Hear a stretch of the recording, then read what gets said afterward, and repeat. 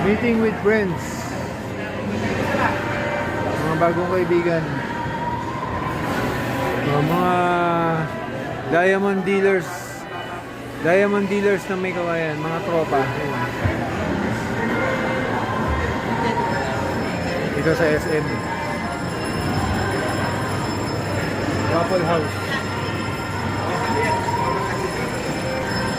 I-search mo sa ATR pagka may code dyan eh. I-google mo.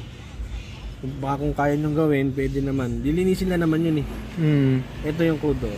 B2413.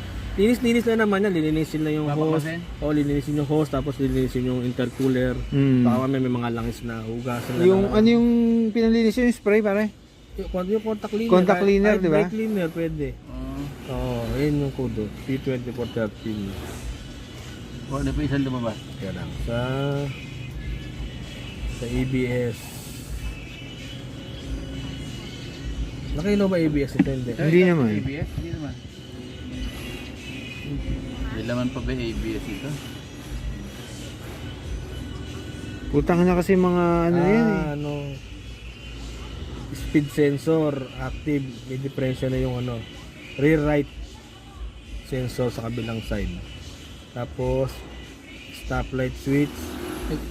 May stoplight ba to? Meron naman. Baka may punding bombilya. Wala naman. Siguro. Hindi, sa taas. Kompleto yung bombilya doon kasi minsan Baka sa taas oo. Oo, yan. Yung sa baba okay. Oo, basta rear wheel. Pura RR ano, speed sensor. I-erase naman natin, tingnan natin kung mabubura.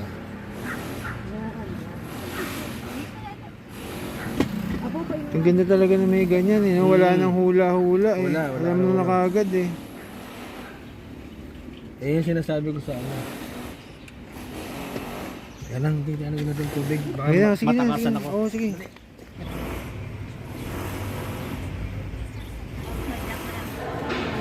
Yes. Anak ko sumasakit ang rayuma. Buti may dala-dala akong ointment. Kasama namin. Buti ka mo, sumasakit yung tuhod niya. Ano ba itong binili mo ito ma? Efficasen. Pinahirap na. Nilagyan ko siya. Nabawasan. Bumabawasan na. Kaya lang, may matanda siya. Sabihin mo na konti. Hindi naman tao yun, napakawalan eh. Sakit. May G-Shock naman dun ma. 3,000. Oo naman, gusto naman si mama. Para mga ganyan. Sira ba yan? Pag ako inatake, kinuha ka ni Lord.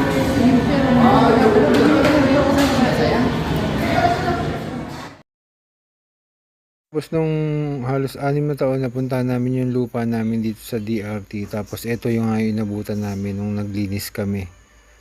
Nagbakod yung nakabiling farm sa likod. Kaso napansin namin na may mga bakat ng butas. Ayan no. Na parang siguro dyan sila unang maglalagay. Kaso baka nahiya ng konti. Inatras.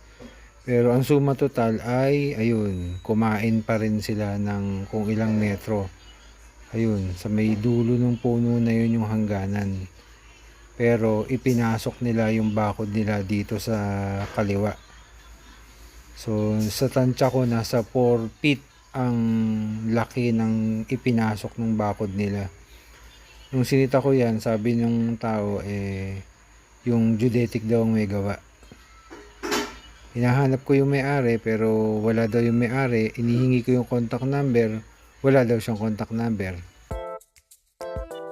Oh, ito nga pala yung bahay namin sa ngayon. Yung lugar namin. Ayan, nandun yung bahay sa taas. Ayan, kita nyo, napakadawag. Ayan. Ito yung inaasikaso namin sa ngayon. Dahil para mataniman. Kasi sayang yung lupa. Medyo ito naman yung daan namin. Ayan, nakita nyo naman, puro sukal tong kanan. Siyempre, pabaya yung kapitbahay, wala naman tayong magagawa, wala tayong pakialam dahil lupa na yun. Kaya ito yung daan na lang namin yung mini-maintain namin. Yan. So ayan, nakita nyo, medyo malaking trabaho. Ngayon, ganyan lang itsura niyan, pero sa mga susunod, medyo unti-unti na namin ni Homeboy Goryo na maayos yan para mapakinabangan. Hindi kasi kami makapagtanim doon sa may bandang taas dahil sobrang lakas ng hangin at saka walang source ng tubig. Hindi kagaya dito sa baba, medyo may katabing tabon to sa gilid. Kaya ito lang yung pinagtsatsagaan namin ayusin sa ngayon para hindi naman nakatiwang ba ngayon. Yun yung lugar ng kapitbahay ko, yung tinuturo ko na yun. Ayan. So ayan, ganito. Ganito lang ang buhay dito, mga ganap araw-araw. Ayan, ito yung daan namin na medyo masikip. 2.5 meters lang yan, pero kasya naman ang sasakyan dyan. Maayos namang nakakadaan. Ayan, ito yung itsura niya sa kabilang side. Ayan. Tapos ayan, may convex mirror dyan kasi ang hirap pagka wala yan at meron nagkasalubong. Ayan, ito. Tapos yung mga ayusin pa yan.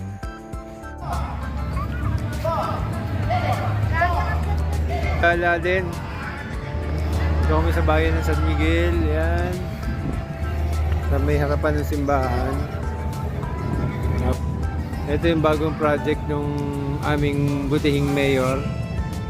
Ayan, may palaro pa dun. No?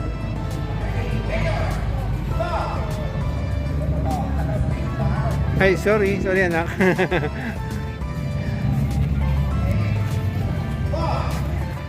Foreigners pang paparating. Ayan.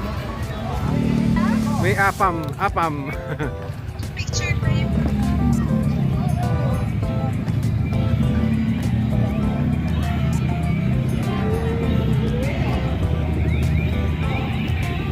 Tingnan natin dito sa side na to.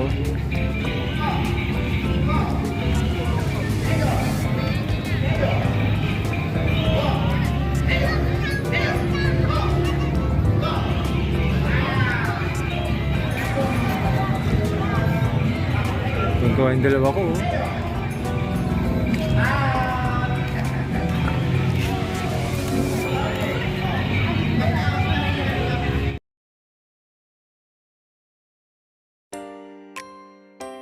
Ayan, sorry mga ka-OGs, kailangan putulin yung audio sa background kasi mayroong singer dun sa dulo, yun yung tinitingnan ng mga anak ko, yun yung gustong puntahan.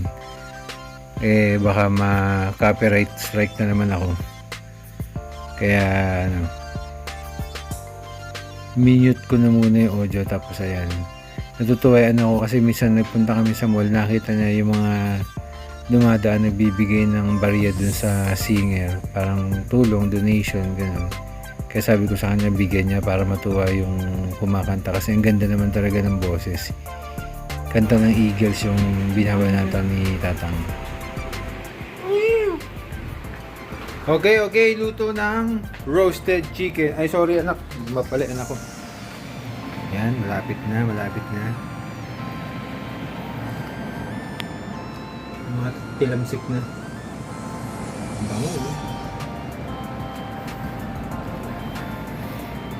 Sorry, hindi ko na naipakita yung mga timpla, pero may rosemary yan, may oregano, may mga konting herbs, pampabango.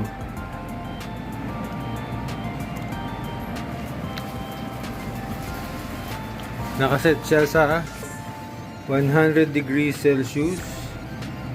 Tapos every 20 minutes lang. Pero nagpapahid kami ng pampalasa para pumasok yung timplada. Gaya ngayon. Anak, pahiram mo anak.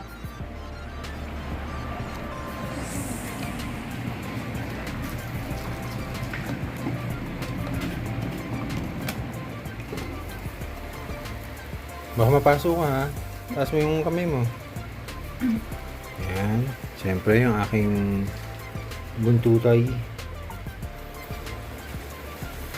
Yan, kalat. Sige. So may leg na. Dapat siguro pinuputol na yung leg eh, no? Parang yet patingnan eh, no?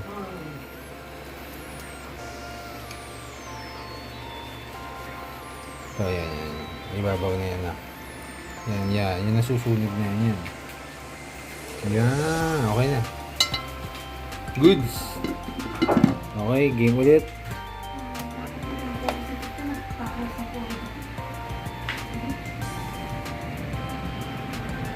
Para hindi mag-dry out tsaka pumasok yung lasa. Habang si Lalo OG pa na yung kain ng tinapay with Lady's Choice. Nagugutom ako. Ano yung teacher yung ino-offer nyo kanina, Peng? Yapo. Piatos tsaka Nutella. Yung puroro tayo. Kumukulo, kumukulo.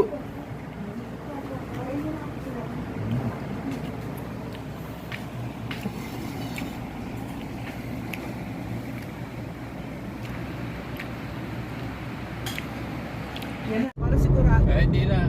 Ayaw ko soft drinks tapos.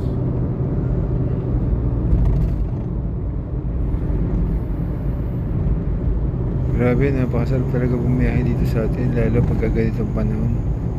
Malinis ang daan, tapos maganda ang langit, mahangin, ganda ng view, ayos. Bakit? Nandiyan ka ma?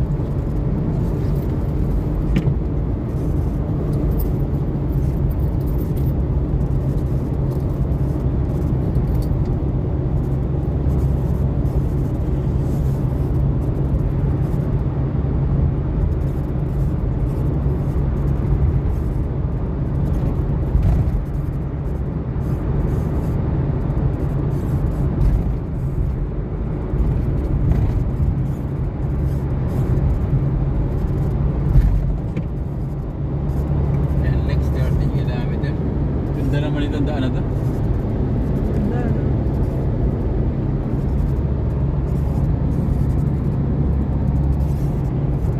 May ano ka ba? May memory card ba yung camera? Ha? Walang memory card? Alin? Ito. Ewan ko ba dyan?